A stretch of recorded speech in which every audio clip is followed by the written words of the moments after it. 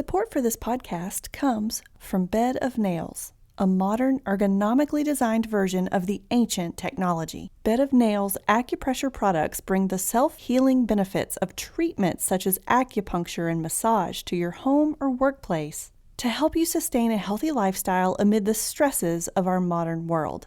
Visit humanamplified.com/episodes/090 to receive a 15% discount and a link to shop Bed of Nails. I'm your host, Brandy Fleck, and this is Human Amplified. We're on a mission to revamp society by amplifying your humanity. This week on the show, my name is Elizabeth Moore, and I am a native Nashvilleian. I am a co-founder and co-CEO of a company called Triluna. We really are on a mission to defeat hustle culture. It's really hard to be a well person in a sick environment. We have to change the cultural dialogue around failure. Chronic stress has lots of actual physiological body health implications. The burnout is not worth it. A huge part of our human condition is going to work. Let's face it, for most of us, we spend more time with our colleagues and coworkers than our families. But what if we imagined a better way?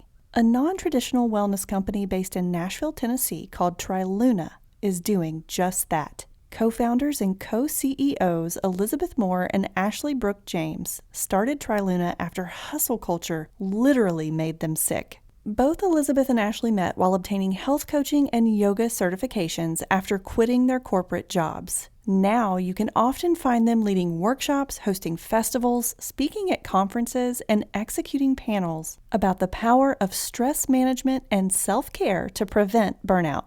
Typically, Ashley joins Elizabeth in these types of discussions, but we did record this episode during a particularly stressful point during the Omicron surge here in Tennessee. So today on Human Amplified, you'll be hearing from a solo Elizabeth Moore. This episode is for you if hustle culture just isn't cutting it anymore and you want to educate yourself on how to say no to it. In other words, if you're going through the motions of the grind day in and day out and it's detracting from your life, as it is for so many others as evidenced by the Great Resignation, listen as guest Elizabeth Moore empowers us to renegotiate our relationship to wellness, failure, work, our work environment, and our coworkers. She explains the impacts of chronic stress and burnout on our bodies and our communities, including our work communities. From this episode, you'll learn what an unhealthy or sick environment is, how to recognize stress in your body, how to know when stress turns to burnout, when to set boundaries around your times of diminished capacity to produce, how to use vulnerability to change culture, and what the hard conversations are that need to occur so we can start shifting expectations around stress and burnout at work.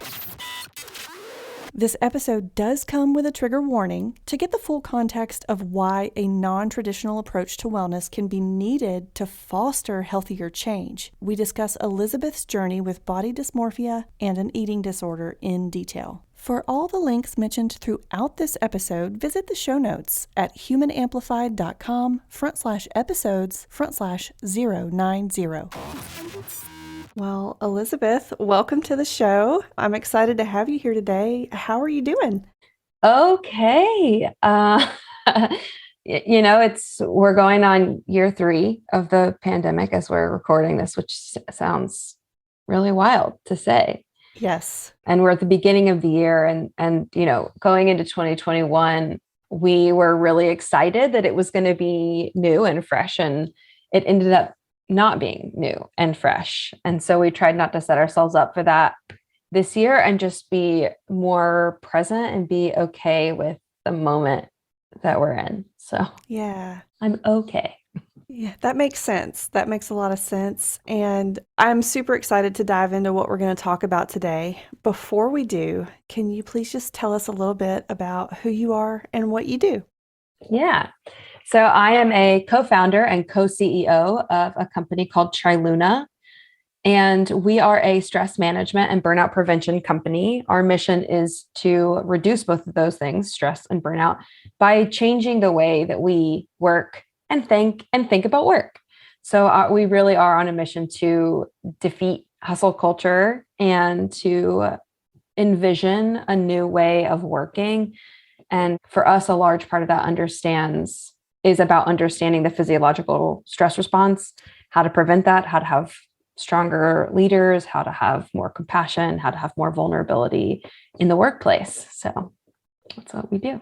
I love that. I feel like the hustle culture is killing us. So, would you agree with that statement? It is. Yeah, that's why Ashley and I started this company. It's why we quit our jobs to begin with. We each come from 10 years of hers was sales and recruiting and mine was marketing and branding. So we were in these like really high pressure, fast paced jobs.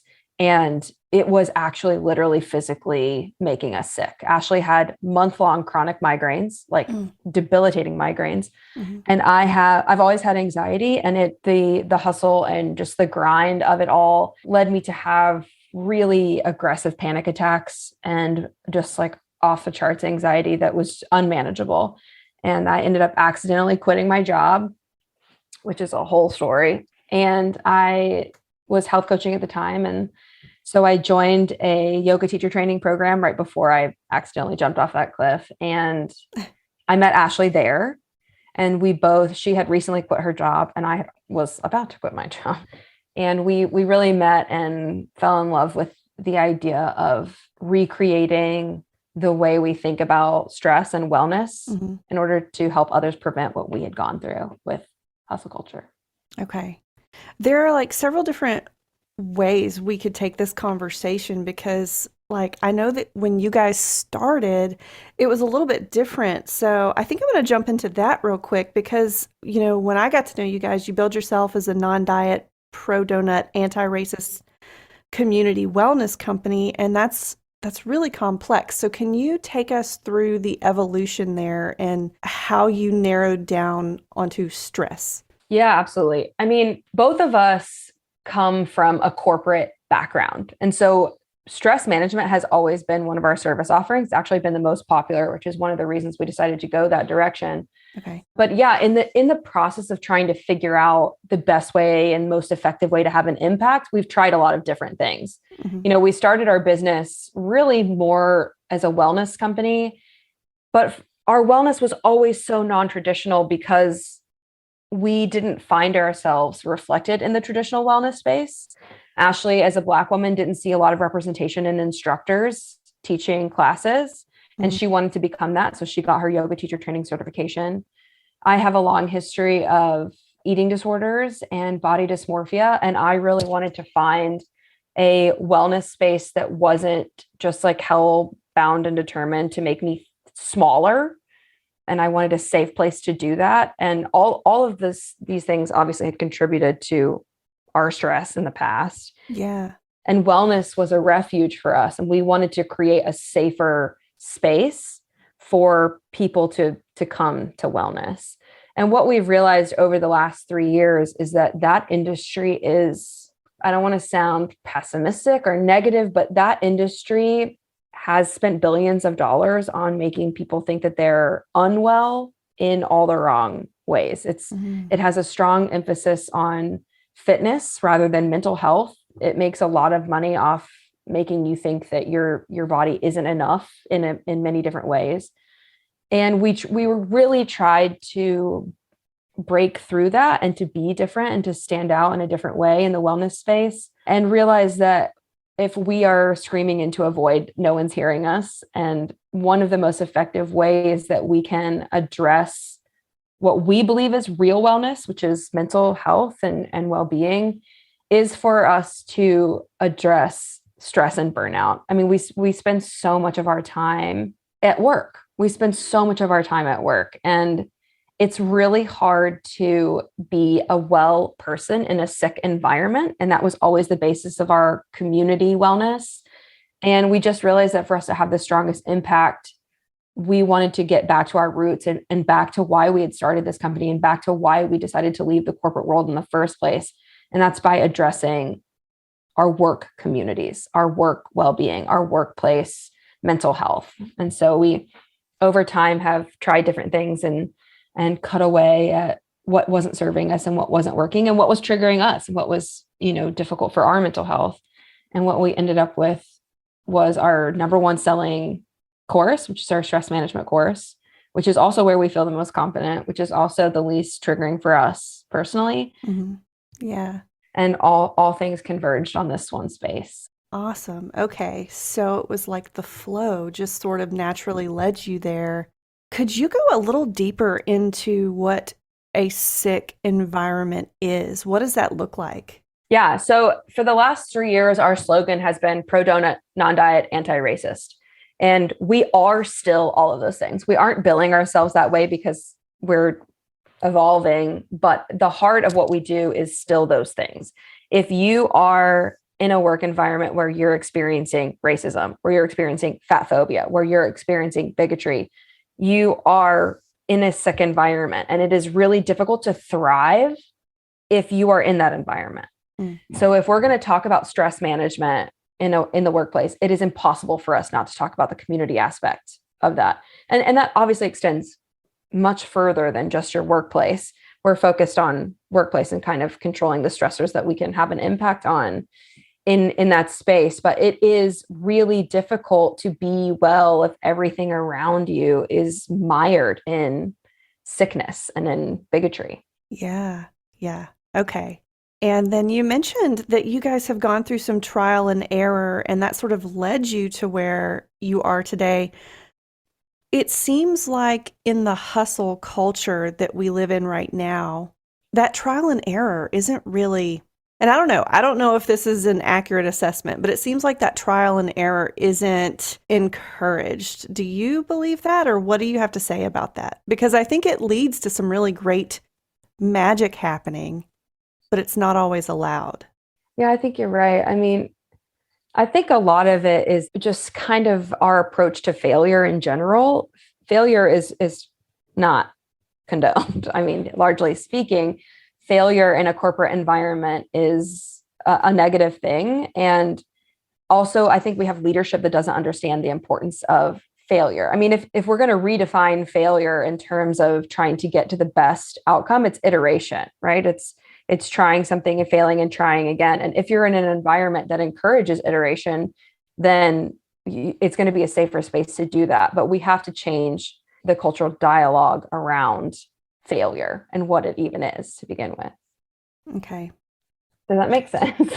Absolutely. Yeah, that iteration, because when you just think about like a human life, that's what it is from the get-go. Why would we discourage that in a workplace or where we're spending most of our time? So, yeah. Yeah. Let's pivot a little bit. I definitely want to get into the ins and outs of stress and burnout and give our listeners some actionable advice. Sure. But first, can we get to know you a little better? You know, you mentioned you had a history of eating disorders and body dysmorphia. I don't know if you want to focus on that, but can you just tell us your life story? I know that's a huge question, but like, what makes you you?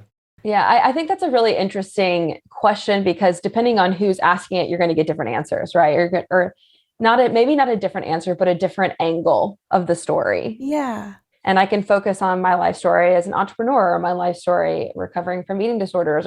And all these things are all part of the same puzzle, but it's just focusing on a different piece. So maybe for this, I'll kind of focus on my wellness journey. Okay. And how it got me here. Sure. So I come from a strongly entrepreneurial family. Both of my grandparents on either side are entrepreneurs. My grandparents on my dad's side started a garden center with him. He's now a moss expert. He does moss consultations and talks.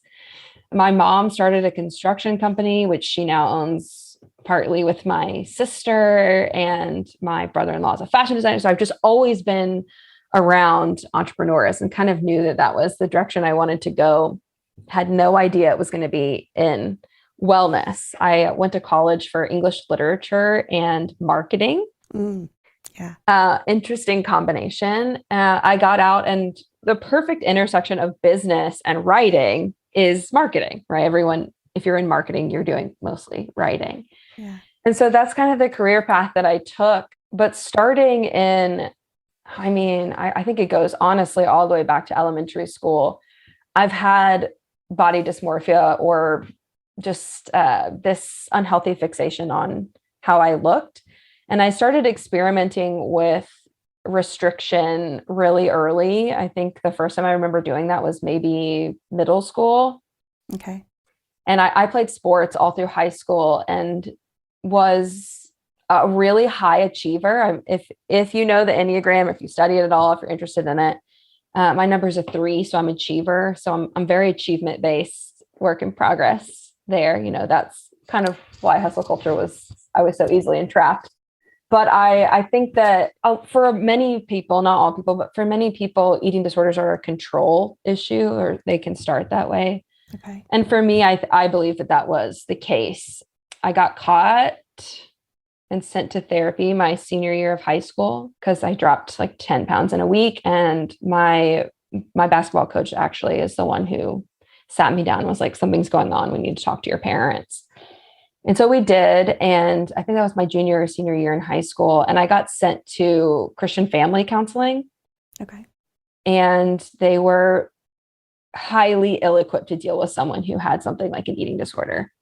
And one of my big fears around my disorder was, as many times as I talk about this, it's still kind of hard to talk about, but one of my big fears was around eating in front of other people. I had a lot of, I used to literally take the inside of my sandwiches out and take the crust to lunch so people would think I'd eaten, so I wouldn't have to eat in front of people.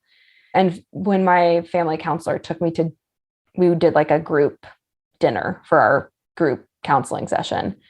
And I just remember being like, this is fundamentally not where I need to be. Yeah.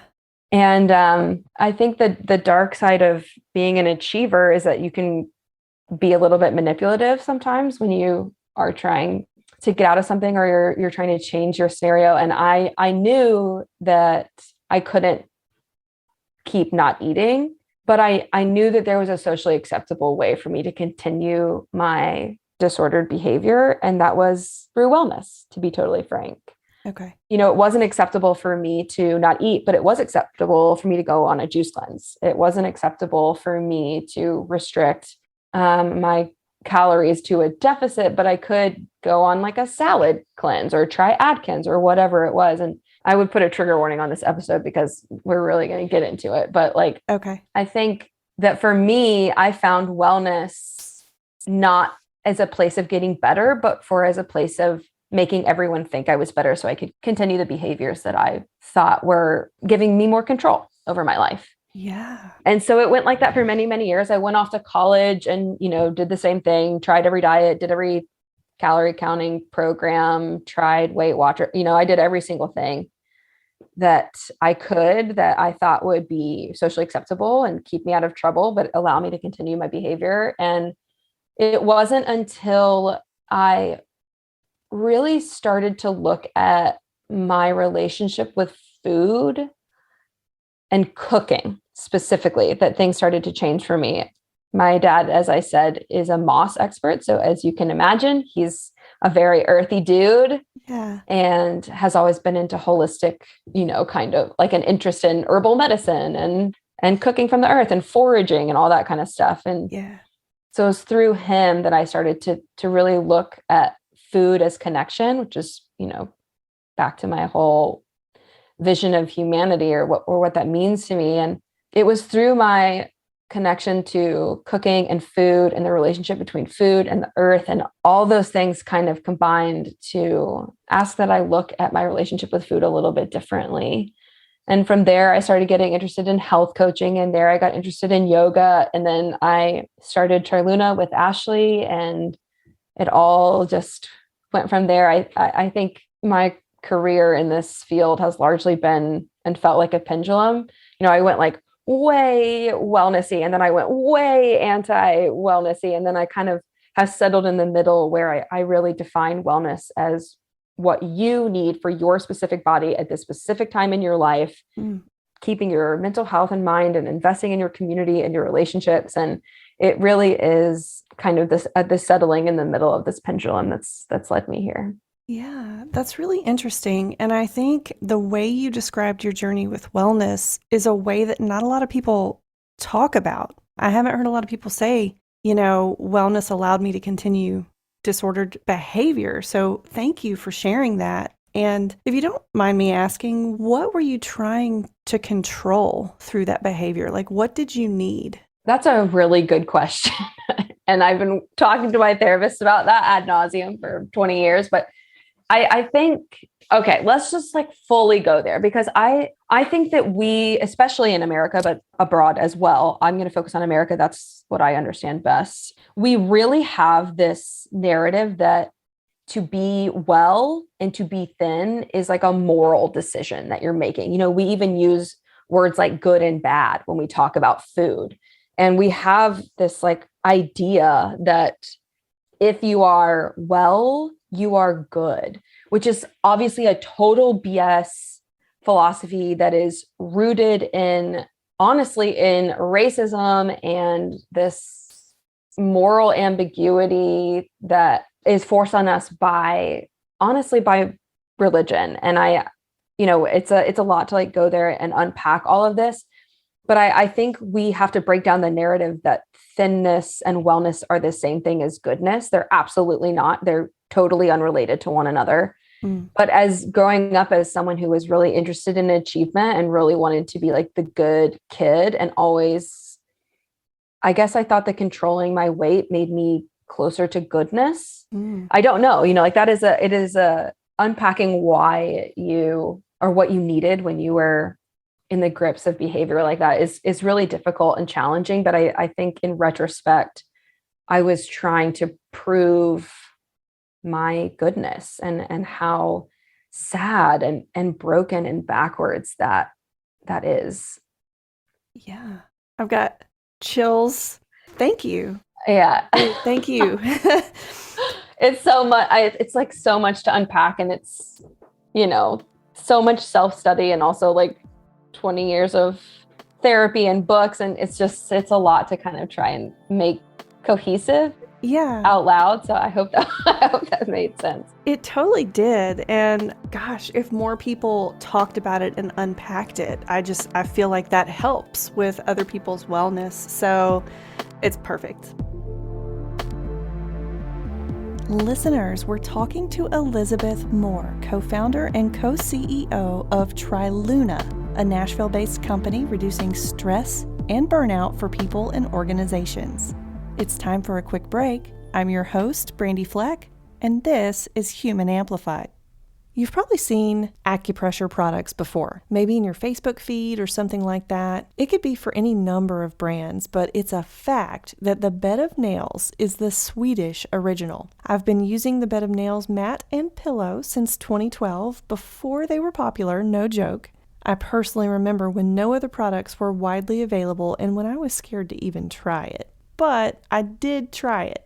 When you lay on it at first, it can get a little uncomfortable, but that's short-lived. After a few minutes, your back gets warm, starts pulsing, and then starts to relax. You quickly get used to distributing your weight on the Bed of Nails, and it's nothing but a welcomed reprieve from a stressful day. It's now a regular part of my self-care routine, as over the years it's helped me increase circulation, relax, and reduce pain in my back and neck.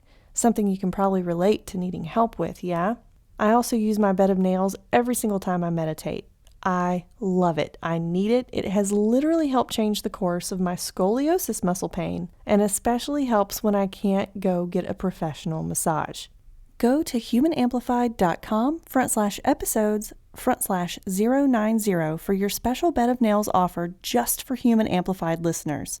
There's a 15% discount there waiting for you, and a link that will take you to the Bed of Nails products. Now, back to the show. We're talking with Elizabeth Moore, co-founder and co-CEO of Nashville-based Triluna Wellness. Let's pivot now into what you're actually doing today. You mentioned the Great Resignation on your website, and it's a term that a lot of people are aware of by now, but can you just tell us what you're seeing that's behind that? And it's sort of like, I feel like it sort of relates to why you accidentally quit your job too. Mm-hmm. Yeah. I mean, there are a lot of things that are contributing to the Great Resignation, but what we'll focus on here and what we talk about in Triluna is this idea that people are leaving jobs that are burning them out and quite, not to be dramatic, but quite literally killing us. When stress goes unchecked, it becomes chronic stress. And chronic stress has lots of actual physiological body health implications. And I think the Great Resignation is a confluence of many different things. But a lot of it, in my opinion, is that we are realizing that living to work is not what we need to be doing and is not good for us and is not desirable, and that we can choose something different and we can kind of choose a different way forward. And I think we're tired of hustle culture. You know, we've been sold this idea that like the hustle and the grind are what make us worthy. And it goes back to this whole, like, your output, how disciplined you are is how moral you are, is how good you are. Like, these are kind of all wrapped up in the same concepts. And so we have to fundamentally relook at what it means to be a contributing member to society and what it means to do good for yourself and for others. And I think we're just realizing that the burnout is not worth it. Yeah. Gosh, and I'm glad you made that connection for us between it's all about being good versus bad and a connection to this morality. So that's really interesting. We have used the terms stress and burnout quite a bit so far. Just so we're all on the same page, can you define those for us? Yeah. So stress is our body's physiological response to external stimuli that is making us think that we're in danger, right? We all know what stress is. We felt it in our body, and it can appear in many different ways: increased heart rate, sweating, all these different things. And stress in and of itself isn't necessarily bad, right? We need stress. If you're in a dangerous scenario, you need your stress response in order to get yourself to safety. And there are all kinds of implications in that. But burnout is chronic stress that goes unchecked. According to the World Health Organization, there are 3 components to stress. And the first is exhaustion, and then reduced personal efficacy or professional efficacy. And then one that's really interesting that I think doesn't get talked enough about is cynicism. One of the 3, according to the World Health Organization, the third component of burnout is cynicism. Okay. And I think that's really interesting because we never talk about it. But if you think back to any time where you've really felt burnt out, you were most likely experiencing an absolutely massive amount of cynicism. Okay. So yeah, so stress is your physiological response. The stressor is the thing that is creating the stress in your body, the thing that your body is responding to. And then burnout is chronic unchecked stress that leads to those 3 different things. Okay. Gosh, this is so big. Yeah. I'm like, how do we even dig into this even deeper? Yeah. One of the first things that we always do in a workshop is talk about what stress is in the body and why we have it. And I'll do that if that's okay with you. Yeah, sure. That'd be great. Yeah. Okay. So our body is designed to keep us safe. And we're going to talk specifically about the autonomic nervous system, which has our parasympathetic and our sympathetic branches inside of it. There's actually a third, enteric mostly deals with digestion, but we're going to talk about their sympathetic and parasympathetic. And the sympathetic is what you've heard many times before, your fight or flight, right? And then your parasympathetic is called your rest and digest. And you have these 2 systems in the body that are controlling your consciously uncontrolled body things like heart rate and blinking, all these different things that you do unconsciously that your body does for you, unless you're actively thinking about it, like breath work. And so when you're in danger, your body activates your sympathetic nervous system, and all these cascade of hormones and responses start happening in your body to keep you safe and to get you out of danger. And the thing I think that's really important when we talk about this is that our bodies are still relatively primitive when it comes to what it recognizes as a threat. Okay. Which stimulates your nervous system response. Our bodies were designed to recognize a saber-tooth attack and flood our body with all these different hormones to get us to safety from the saber-tooth tiger. But now that saber-tooth tiger can be workplace conflict, it can be, bills that are unpaid that are looming over you. It can be hustle culture. It can be body dysmorphia. It can be all these different things, obviously, that are causing the stress, but our body is still responding to it like we are responding to a saber-tooth tiger. And that is what gets us stuck in our stress response. Okay. And if you're in your sympathetic stress response, your energy is moving away from your parasympathetic, which is your rest and digest. And so what we have to do is kind of complete that cycle, tell our body that we're safe, that we have moved through it. Like just because you've removed the stressor doesn't necessarily mean you've removed the stress, right? Yeah. Just because you have ended that conflict at work doesn't mean you walk away and you're like, oh, I'm totally chill now. I feel great. Everything is great. I feel amazing. Your body is still moving through that cascade of hormones. And so we have to work to get ourselves into our parasympathetic. And the most effective way to do that really is movement, breath work. Like there's a lot of things that we can do to kind of complete that cycle and move on. Okay. But I think often we don't understand what stress is. We feel it, but we don't know what it is. But when you know what it is and where it's occurring in your body, I think it makes the conversation easier as we try and figure out how to move forward and change that response and get out of our chronic stress. Yeah. Can you describe for us what stress feels like? Just so maybe if somebody doesn't recognize it, that might tip them off. Oh, this is going on in my body. I wish I could give you a solid answer for that, but it is different for everyone. Okay. Right? Ashley always jokes that whenever I'm stressed out, I show her.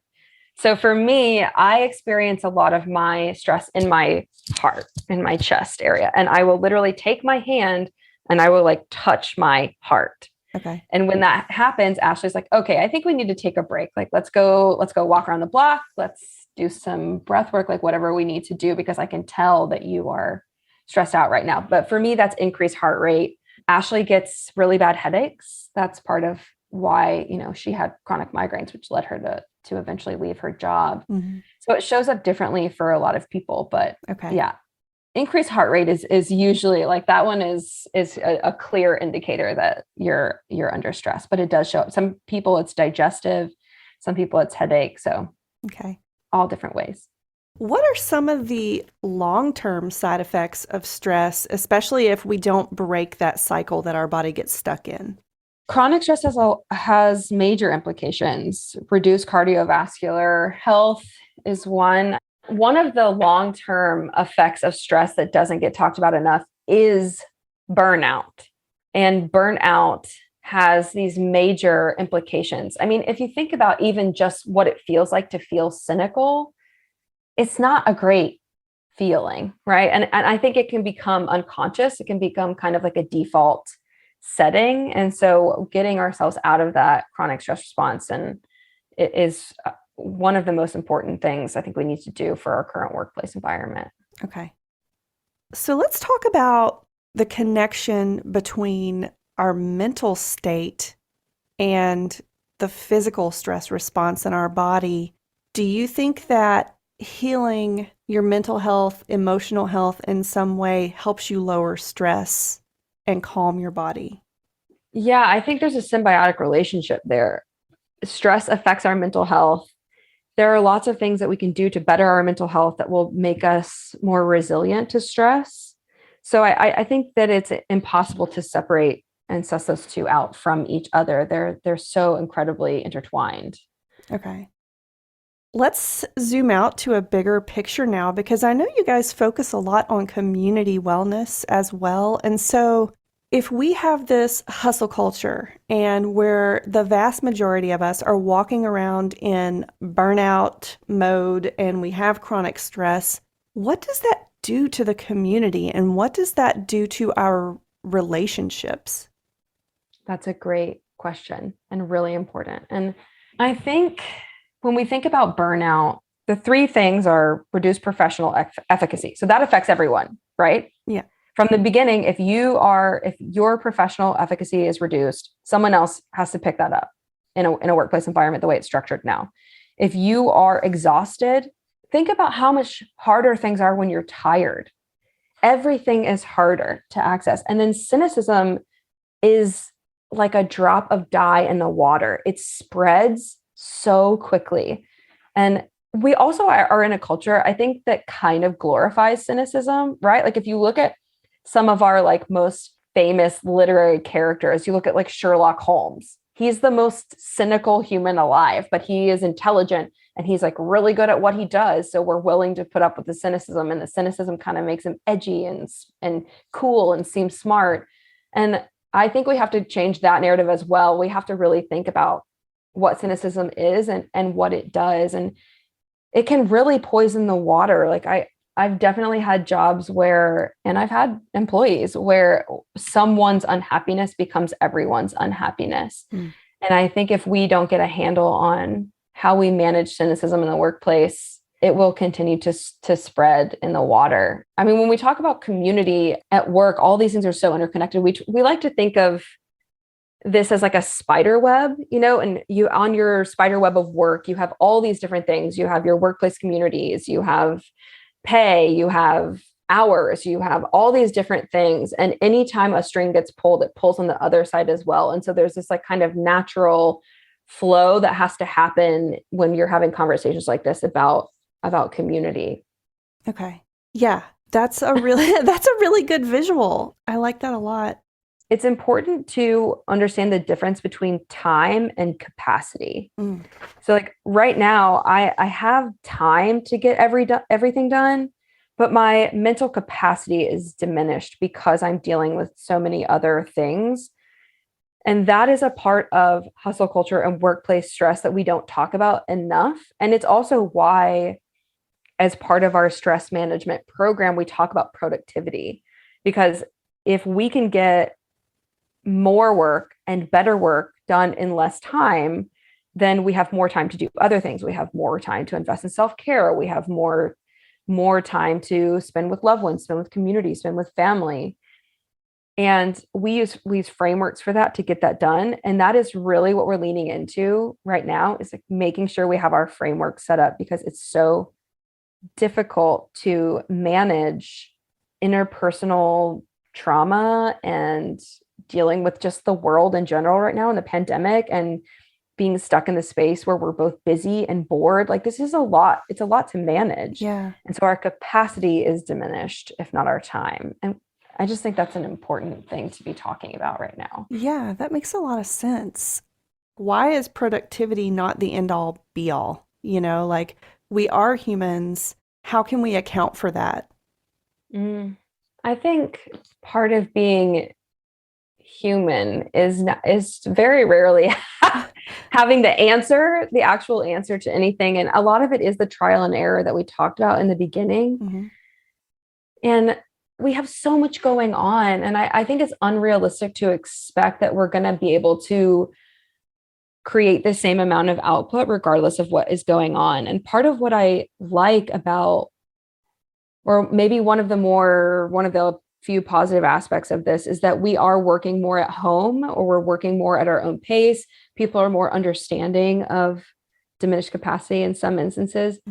I think it's important to be having that conversation, because if we're allowed to structure our day in the way that makes the most sense for us, you will get better work out of your people, out of yourself, after your teams, whatever it is.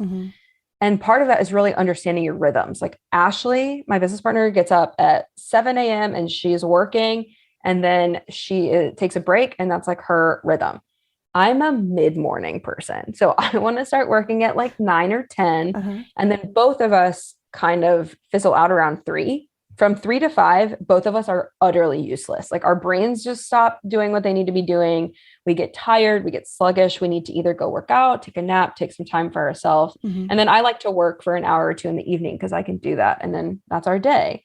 But understanding our rhythm and communicating about that makes us so much more effective as co-workers and co-founders, because I know I'm going to wake up to emails from her. She knows that she's going to wake up to emails from me. And we have this kind of back and forth where we understand fundamentally what we need and what our partner or our co-founder needs in order to get the best work out of each other.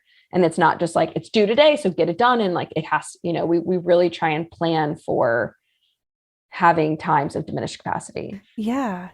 And on a larger scale in these big corporations, I feel like people are afraid that if they do that, they won't get as much done. They won't be able to get a hold of who they need to get a hold of and things like that. So what do you have to say to that fear? Yeah. It's interesting. And it is valid. I understand why people feel that way, but there are a ton of studies coming out right now about the 4-day work week. And one of the biggest, a huge tech company recently just went to a 4-day work week and wrote a report about it. And I'll have to look it up and see who it was. But all these studies are showing that if you give people a 4-day work week, their happiness is increasing, productivity is increasing, output's increasing because they have more time to themselves. I think the idea of a 5-day work week, 9 to 5 is really antiquated. And we have so much more capacity and ability in terms of where and how we work and when we get it done. And everybody needs something different. And if you give people the autonomy to decide for themselves when that is, you're going to get better work. You're going to have less burnout. You're going to have less reduced professional efficacy from burnout if we allow people to create that space for themselves. Yeah. Okay. When we talk about autonomy and meeting our individual needs, but at the same time talk about how being human is about connection and we need connection, how do you balance autonomy with that need for connection? Again, I'm going to give you the answer. It depends. I'm so sorry, but I really think that that's okay. It is individual to each company culture. So if we're talking about how we manage that inside of a culture, it's going to look different for everyone. When we talk about autonomy, I don't think that necessarily means like alone time. That can mean like you're choosing the way that you work or the way that works best for you. And then as a team, you're deciding the parameters of that. So a lot of that is about setting boundaries, like what you've all sat down and you've talked about your needs, or you know your work habits, you understand your culture. What parameters are you setting in place? What boundaries are you setting in place to make sure, or what frameworks for productivity are you putting in place that ensure that the work is getting done? I think you can still have goals and you can still have, things metrics that you need to hit, and just allowing people to do that in their own way is not the same thing as just saying, we're just going to work at our own pace and do whatever we want. And if it gets done, it gets done. And if not, it doesn't. I think those are separate scenarios. Yeah. Okay. That makes sense. How do we start decoupling? And maybe you've thought about this, but how do we start decoupling that morality that's tied, that judgment of good and bad, to productivity, to wellness, to all of these things that are driving this culture of stress and burnout? How do we get rid of that? Oh, well, like, let's solve all the world's problems now. You might put me out of a job if that's the case. No, this might sound very like squishy and Brene Brown, who I love, by the way, but I think it really comes down to vulnerability. Like, are we willing to have the hard conversations with our teams? Are we kind of willing to show the soft underbelly of our ego as leaders to actually ask our employees and hear what they need?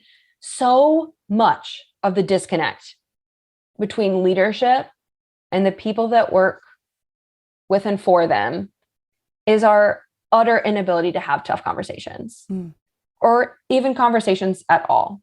There's a lot of companies don't do surveying. They are just like quite literally fundamentally not talking to the people they need to be talking to the people that work for them, whose lives they have such huge influence over.